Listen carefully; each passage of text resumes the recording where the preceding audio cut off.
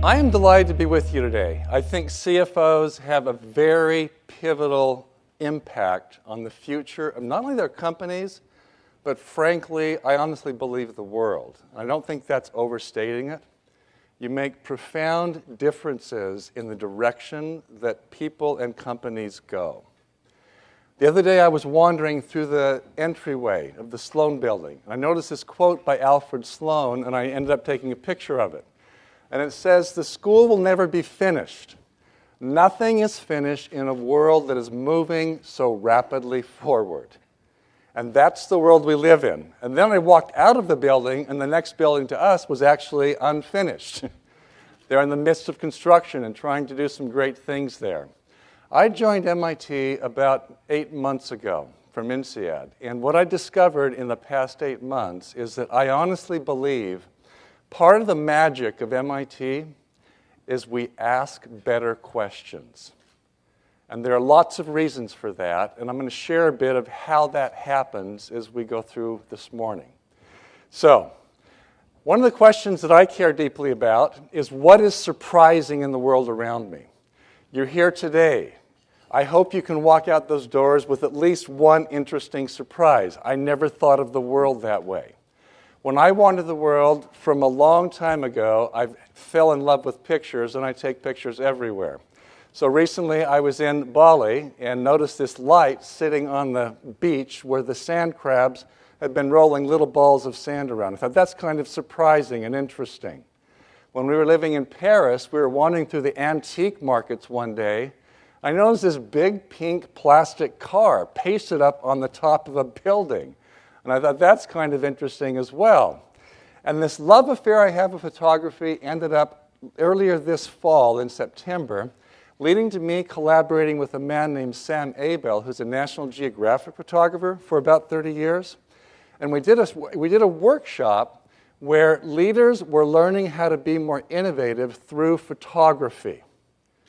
So by the way we take pictures, how could I be better as a CFO, for example? And to be very honest with you, it was life-changing for me as well as for them. And I ended up talking with the deans about this last week, in fact, and we decided MIT Sloan School is going to sponsor this workshop next year, and we're going to run 2 of them here in Boston. Now, the reason I'm sharing this is the following. If I had been born in 1886, the probability that I, Hal Gregersen, could do something like that is close to 0. Here's why. In 1886, photography was for professionals only. They had big cameras. It was a complex process. It was expensive. If you or I wanted the picture taken, we would go to those professionals and get it done. And at some later point, we'd get the image back. George Eastman lived at that point in time. He'd worked in the film plate industry. He was going on vacation with his family. Can you imagine buying that massive set of equipment and taking it on vacation in 1886? A few days before the vacation, his family gets sick. And so they don't go. And he's sitting there in his front room wondering about this issue of how can people like me really take stuff like this on vacation? And then he works it. And he works it for about 14 years until he ends up developing the Brownie box camera, which was the first camera to have a roll of film inside of it that was sold to the masses. It transformed a complex, expensive process that few people had access to a simple, inexpensive process that millions and ultimately billions had access to. In my colleague Clayton Christensen's terms, this was a disruptive innovation. These are the ideas that generate the greatest value in any economic system. They're the ones that we're going after. They're the gold mines of the future. They create growth in ways that no other idea can. Now let's go back to the Kodak story. 1947, my mother had been working with the Red Cross during World War II. She, after the war, traveled through Paris, had her picture taken on the steps of the Saint Madeleine Church in downtown Paris. The camera was a Kodak number 3. It was a slightly revised version of the Kodak number 1 Brownie camera, which means Kodak had engaged in sustaining innovations, things that make things a little bit better, more attractive to the customers out there. Fast forward again, 1963. Fujifilm had been operating heavily in Japan where it started. That's the year they entered the United States, and they changed the face of the competitive terrain for Kodak because they sold film cheaper than Kodak did. The instant response on Kodak's part was, there's no way they could make film this cheap. And they went to the government and filed lawsuits that they were getting subsidized. 40 years later, lots of litigation. The consistent verdict was, no, Kodak, they did not make film cheaper. They did not get subsidized by the government. They simply made film cheaper. So then Kodak had to double down and focus on efficiency in order to compete with this Fujifilm coming into their space. Now, here's the word of warning for what it's worth. Whenever individuals, teams, business units, businesses, or even countries for that matter, turn their focus solely on efficiency innovations, it usually marks the beginning of the end. The end may not be tomorrow, but it will come because the world changes. Now, fast forward 1975, in the labs of Kodak, they invent the first electronic camera. Low resolution, this time of the, this 1975, no accessible internet, no PCs and Macs sitting on people's desktops. No reason to share the files, no reason to build a business.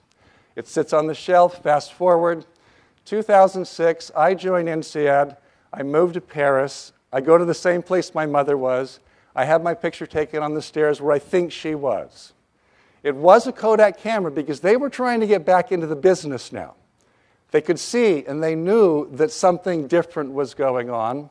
Fast forward a few more years, one of our daughters worked as an au pair in Paris.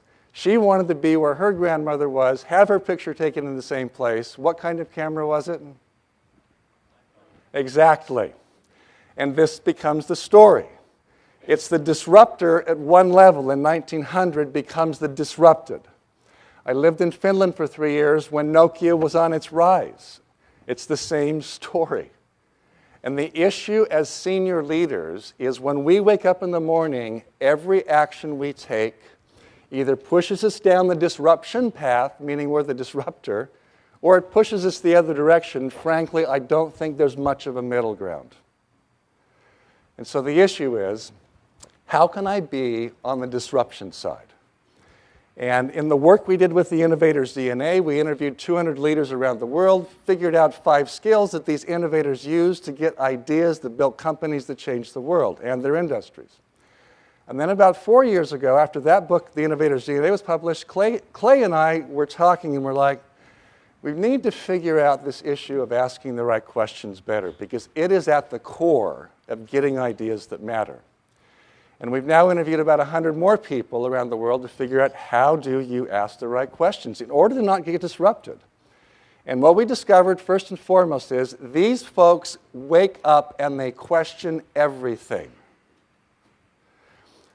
At SAP, Hasso Plattner, the co-founder of SAP, said, I wake up every morning wondering how many things I'm dead wrong about.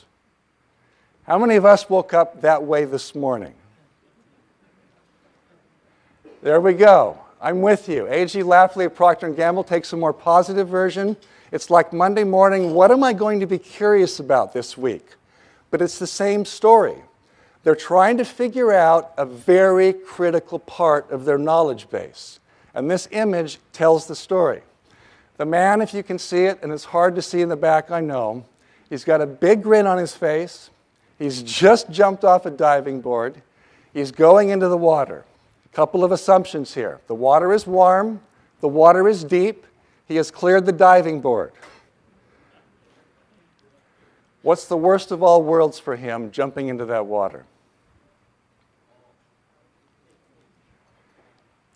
That he doesn't know how to swim. And the worst of all worlds is that he doesn't know that he doesn't know it. Otherwise, he wouldn't be jumping off the diving board, right? I would propose, and we would propose, that every act of disruption comes from that zone of our blind spot. It's the things we don't know that come back to bite us. That's the zone of knowledge that causes financial crises. People didn't know what they didn't know, and it came back to bite a lot of people. And so the issue becomes, what's my strategy, and how do I use questions to get into that space before someone else does? And so there are questions we can ask, but it's more about the spirit than the question. I'm honestly trying to figure out what's going on here. And 3 simple questions: what's working, what's not, and why, can make profound differences. Now, have any of you been in moments in meetings when someone has asked that and it's provoked nothing but defensiveness? You know what I'm talking about? That's not what I'm talking about. Let me ask you a quick question. How many of you in the last 7 days have had someone ask you a really uncomfortable question? Someone's asked you a really uncomfortable question. How many? I see a lot of hands going up. I honor you. Because if uncomfortable questions are coming your way, you have created enough trust in your space around you that people will annoy you with things that they think might hurt. And that's when these questions, if trust is there, these questions can make all the difference. Let's go way back in time, a few decades. This guy's name is Scott Cook. He doesn't look like that now. He was sitting at home. His wife and he were doing finances. She was primarily doing at-home finances. This was before this was early 1980s, IBM PCs, you know, dumb little screens, that kind of stuff. She had a computer program that helped her do it, but it wasn't useful. She did it with pen and pencil, didn't help either. And he's seeing her frustration. He's noticing her frustration. And then he happens to go to the Apple labs where they're making the Apple Lisa computer, where it's the first what you see is what you get screen. He makes then the connection with the observation in the lab with the frustration of his wife.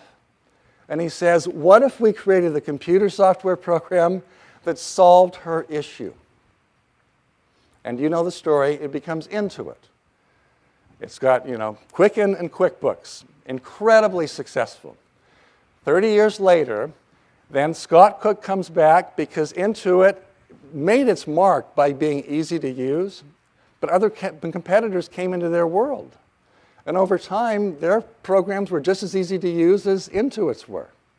So Scott comes back, re-engages, gets their innovation going again, but they're in a battle now that I just discovered earlier this year. Has anyone heard of Xero? I see a hand in the back, a couple in the front.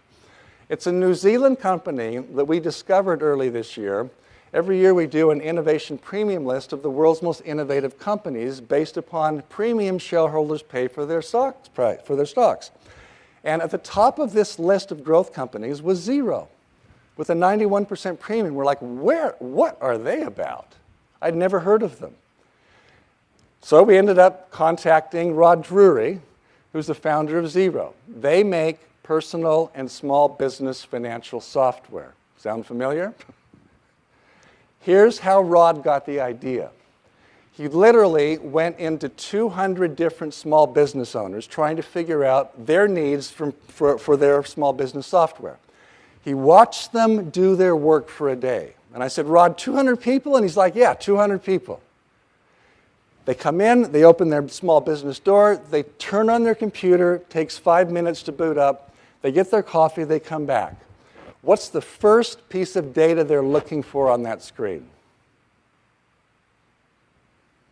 Revenue. Wasn't revenue. It was all about cash. These are small businesses. They wanted to know. They'd go right to their bank account, how much money is sitting in the bank today and can we make it? And that was the beginning of a set of insights where instead of going through reports on Xero software to find that data, you open that screen in the morning, it gives you exactly what you need as a small business owner. It's been phenomenally successful outside of the U.S., and now they're in a war with Intuit here within the U.S. But it comes from people with questions, and questions inside of our office space rarely deliver ideas that are disruptive. It's getting out of our offices, getting into the world, and using those questions to figure out what's going on. Now, quickly get a small drink. Here's the deal. Could be outside of the office, could also be inside the office. I recently was on the advisory board at Pharmascience. It's a privately held billion-dollar pharmaceutical company out of Canada. You know, when you have a typical board meeting, the business units bring their strategic plans and performance, and they deliver it, and they have their PowerPoints, and you go through it, and you ask some questions, and that's the end of it. After that first meeting, it was like, something's not working well here. How could we improve this? We talked about it. We decided that the next board meeting, in addition to what they just did, we wanted each of those business unit presidents to tell us beforehand, what are the 2 or 3 questions you wrestle with about your business? And they shared those with us before the next board meeting. We thought about them, they thought about them, and if it weren't a trust-based situation, that would have blown up. But they were willing to come into that space, and it completely transformed the nature of the discussions and changed the direction of where they were going. So the issue is what's working, what's not, and why, and probing makes all the difference. Now, if there's one question I would suggest you pay attention to, sitting in here, what is surprising? When you go out and do your work away from this place, every day ask yourself, what is surprising? What was surprising? And if there's no surprises during the course of a day, I haven't been paying attention to the world. I've not been engaged, and that's the key to asking the right questions. Now, if we don't look for surprises actively, surprises come looking for us. And here's a great video that illustrates this process. You turn the sound up?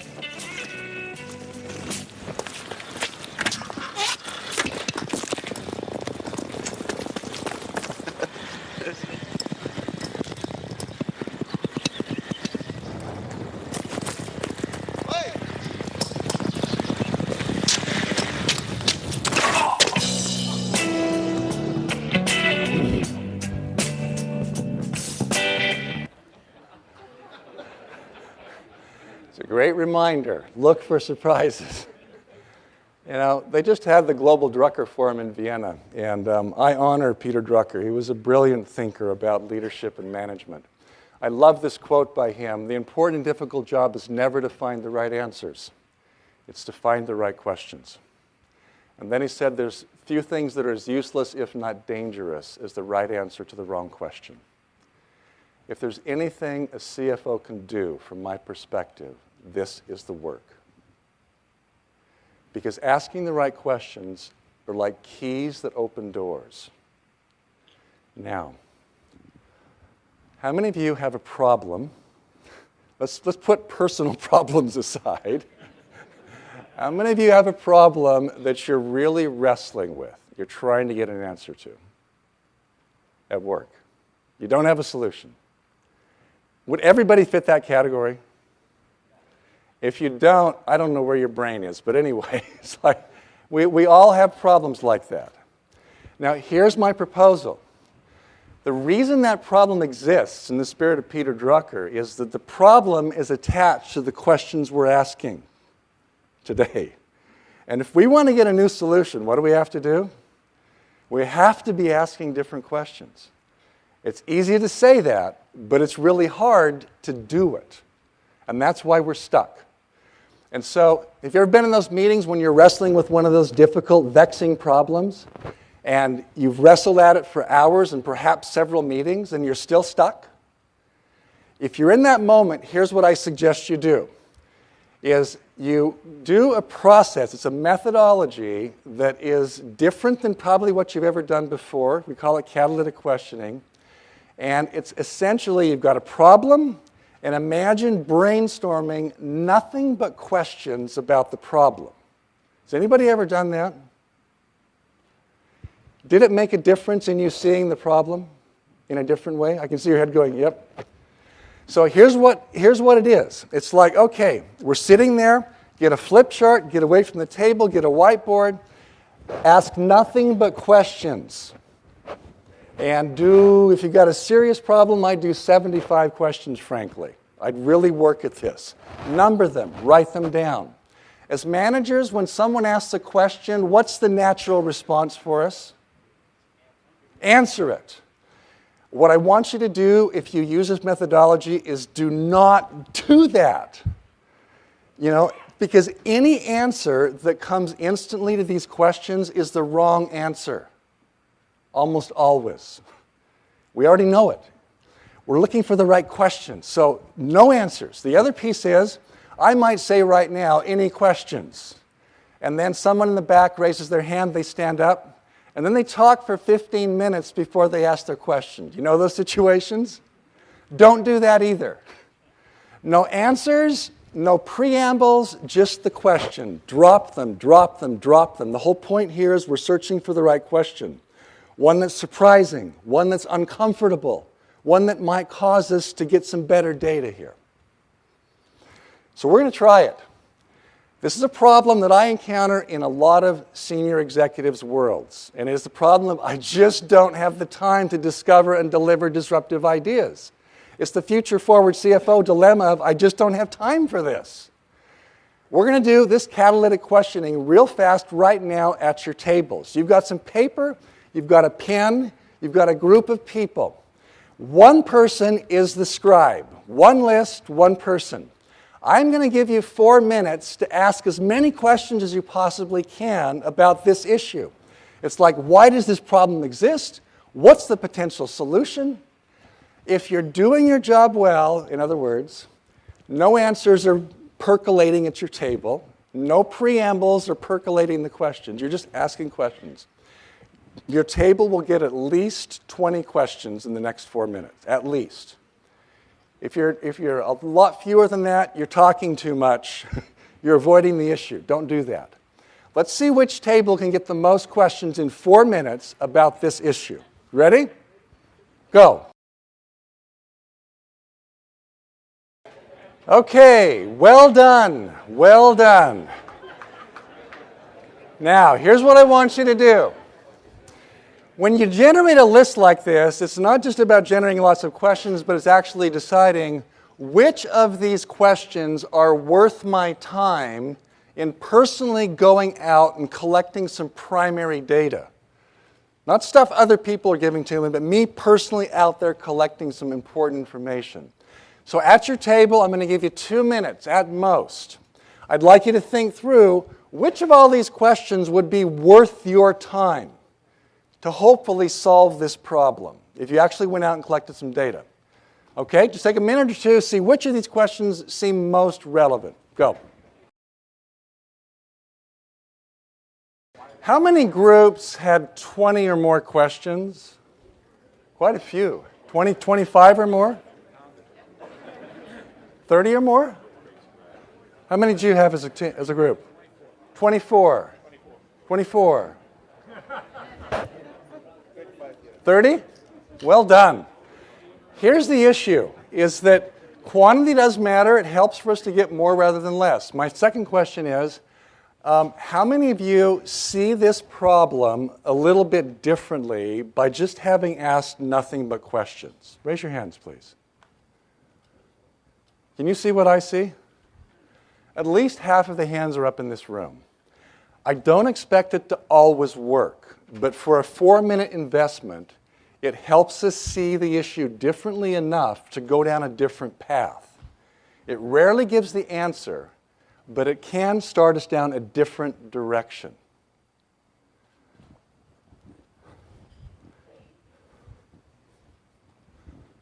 I'm going to tell a couple of stories. Before I get to them, let me tell a couple of pieces. This process you just went through, 4 minutes, I do on a regular basis. I do it with professional issues. For example, a year or so ago, I was moderating a panel at the World Economic Forum Davos meeting. And I couldn't quite get it figured out, and the night before, I did what you just did. about the questions I needed to ask moderating that panel the next day. I had about 20 questions, woke up the next morning, looked through them, 4 or 5 popped out as really key, and it worked pretty well. And all I'm suggesting is, whenever you're stuck, grab somebody and spend 4 minutes doing nothing but what I just said. B. Perez, the far left on your left woman, she's the Chief Sustainability Officer at Coca-Cola. A few weeks ago, I was in Atlanta visiting with her, and B was telling me about a strategic issue she was wrestling with. Another person from Coca-Cola was there sitting at the same table with her, and I said, B, do you have 4 minutes? She's like, yeah, let me explain to you what we might do right now with our time. And I explained it, and she said, let's try it. She was a little bit suspicious, but she was willing to try it. And we literally, sitting there, spent 4 minutes generating nothing but questions about the issue, and it ended up changing her perspective on the problem.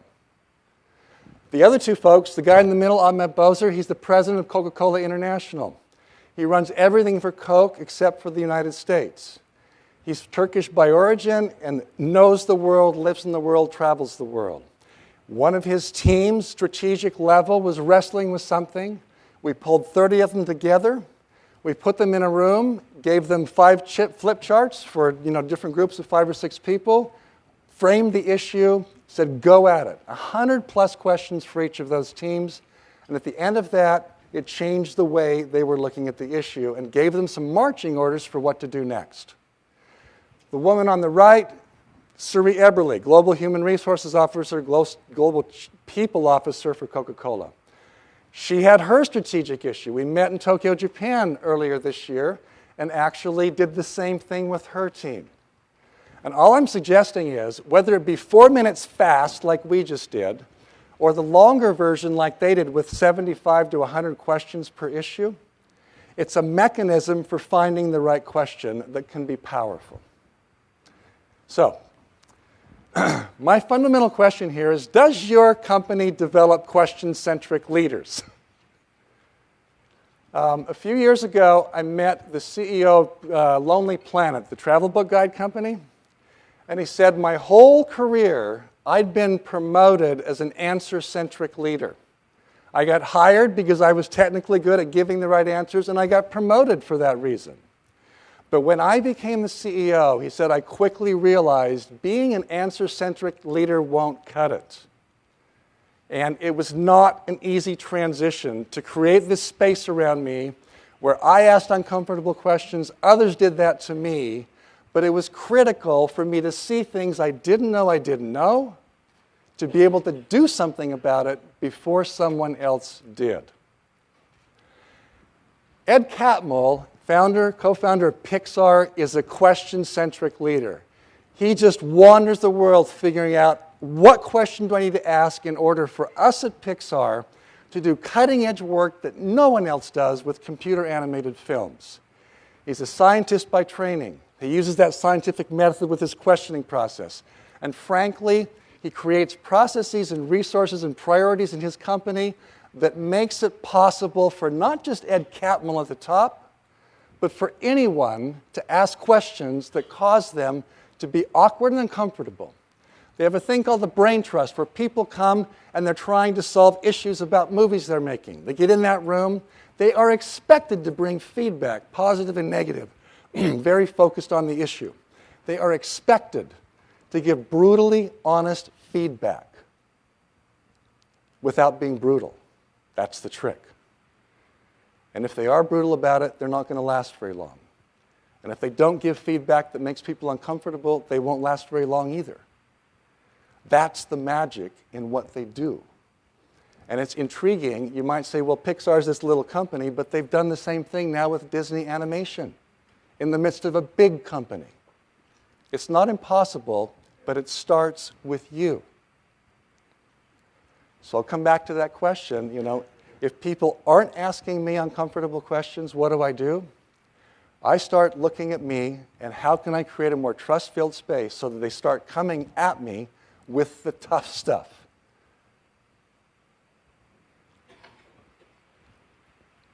Now, why do I even care about this? Couple of things. I'm fundamentally convinced that leaders who engage on this path of asking the right questions, they make a difference. They're the ones who ask the stuff that no one else asks. They're the Mark Benioffs of the world, who's frustrated at the prior enterprise-level software company he was working at about their ability to service and deliver to mid and small businesses with enterprise software. He scours the world, he does his work, he collects the data, he asks questions, and then he gets the aha after years of work, which is, what if we sold software, enterprise software, like Amazon sells books? And when he first thought that, you probably are one of those sitting in the room, people laughed. They thought he was an idiot. Am I right? At the beginning? He had to push it and push it and push it. And I'll never forget talking with Mark one day, and Mark's about my height, bigger than I am, a big sort of guy. And I said, Mark, what helps you to ask the right questions? And he looked me right in the eye, and he said one word. He said, listen. And then he was silent. And what was he doing? He was seeing how I listen. He was seeing if it was more than my ears. He was seeing if I was 100% there, present. Was I engaged in the conversation? When that happens, the right questions surface. Great leaders do not go around the world with a list of questions in their pockets. They go around the world creating situations where uncomfortable information comes their way, they don't run from it, and the right question surfaces to change the world. Kids, what do? They ask questions. They're phenomenal at doing this. The average preschooler asks thousands of questions a day. Now, I have some tragic news, folks, and it's about the kids growing up not only in the United States but around the world. They go to school. And in most schools, those questions get crushed. The data from 5 or 6 studies are the following. In the U.S., I've seen the data for this. It's been the same for decades, and it still persists today. The average kid sitting in a 1-hour class during a 1-month period asks one question per month about the content of the class. The average teacher asks 50 to 100 questions per hour. They're machine guns with questions. And if you're the student, when the teacher asks you the question, you've got 1 second to answer the first question on average. And if you don't respond, I'll follow up as a teacher with a second question. And then I'll give you a half of a second to tell me the answer. What do kids learn growing up? Answers matter. And fast answers matter best. And in the world going forward, in the world that we live in, that's absolutely the wrong answer. One of the greatest gifts we can give to these kids is the capacity to ask the right questions, to keep their questioning alive. And that's why the 424 Project is so important to me, because we as adults set the example. We do that. And it's interesting to see what some parents do that we've interviewed around this. One is one of the senior people at Twitter. He was talking about his family, and he said, we regularly buy long, 6-7 book series of books to read with our 2 young daughters. I'm like, why do you do that? Like Little House on the Prairie series books. He said, here's why. Because a series of books, when you're going through the life of a person, it's got ups and downs, tragedies and great epiphanies. And he said that those difficult moments in those long books cause our children to ask questions. And then we have conversations that matter. It's an interesting way of approaching it. So you might want to consider, in addition to asking your kids or grandkids or your neighbor's kids, what did you learn today at school? You might want to ask them, what questions did you ask today at school? And you might want to follow up with, which questions didn't you ask, but you still really need the answers to? And it might be about their social issues, not their homework. Kids around the world need this. I was in China watching this grandfather play with his granddaughter, They were dancing, they were having fun, they were exploring the world, and I was taking pictures as they were doing this, and as I watched him, I could see in his face, he loved that granddaughter deeply. And he was allowing her the space to be who she was and to become what she might become. This picture is an image of one of our 6 grandchildren. Her name is Stella, and I'll never forget standing there with the wide-angle lens looking down at Stella, taking this picture you're seeing. And I was just snapping as a photographer, and it wasn't until I looked at the image on the screen that I realized how intently she was looking at me and watching.